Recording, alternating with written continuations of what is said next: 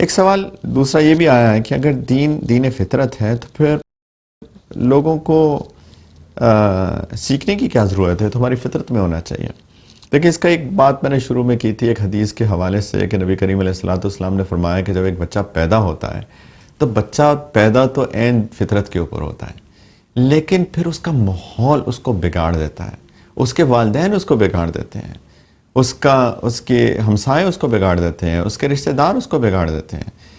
تو اب اس بچے کو تو کچھ نہیں پتا، جب بچہ پیدا ہوتا ہے اس کے اندر کوئی علم نہیں ہوتا. اب اس کا یہ جو فطرت بگڑی ہے یہ اس کے جانے بغیر بگڑ گئی ہے، اس کے ماحول نے اس کو بگاڑ دیا ہے. اب اس کو واپس فطرت پہ لانے کے لیے، کہ سلیم فطرت پہ لانے کے لیے اس کو علم حاصل کرنا ضروری ہے. اس کو پتہ ہونا چاہیے کہ یہ چیز غلط ہے، یہ ٹھیک ہے. برے الفاظ کا استعمال کرنا بری بات ہے، اچھے الفاظ کا استعمال کرنا اچھی بات ہے. اور اس کو صرف یاد دہانی چاہیے ہوتی ہے. بیسیکلی یاد دہانی چاہیے ہوتی ہے کہ دیکھو سچ بولو، جھوٹ بولنا کبیرہ گناہ ہے، جھوٹ بولنے کے یہ نقصانات ہیں، گالی گلوچ کرنے کے یہ نقصانات ہیں، غیبت کرنے کے یہ نقصانات ہیں.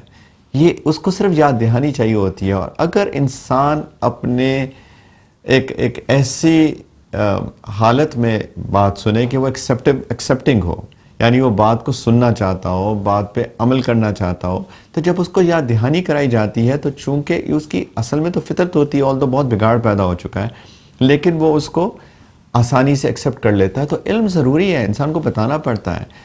اچھا، ایک اور بات یہ بھی ہے کہ انسان اپنی فطرت سے کتنا دور چلا گیا. کچھ لوگ ذرا دور جاتے ہیں اور کچھ لوگ بہت دور چلے جاتے ہیں. جو بہت دور چلے جاتے ہیں آف کورس ان کو واپس آتے بھی ان کو وقت لگتا ہے اور ان کو محنت زیادہ کرنی پڑتی ہے. لیکن اگر تھوڑا سا دور ہو تو پھر ان کو واپس آنے میں نسبتاً آسانی ہوتی ہے. تو علم کے بغیر تو انسان کو کچھ بھی نہیں ملتا. انسان کو پتہ ہونا چاہیے کہ مجھ کو کرنا کیا ہے، ٹھیک کیا ہے، غلط کیا ہے. اور جب ان کو پتہ چل جاتا ہے تو انسان تھوڑی سی محنت سے فطرت پہ واپس آ سکتا ہے.